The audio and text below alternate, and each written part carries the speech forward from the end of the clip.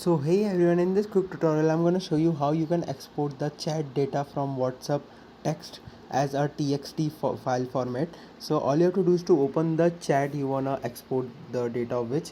Once you open that chat, you will have to click on the three dots at the top right corner, click on it and click on the more option. Once you click that, you can see an option of export chat. Click on this option and two options will appear in front of you: without media, including media.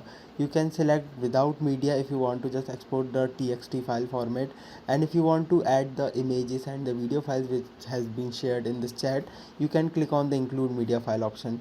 Currently I am clicking on without media file option, and you can see a text file is now generated, and you can share this text file anywhere you want to share, or you can directly save this text file as well. So that's a very quick and interesting tutorial. I hope this video will be helpful for you. Make sure to hit the like button and subscribe button. See you in the next one. Take care.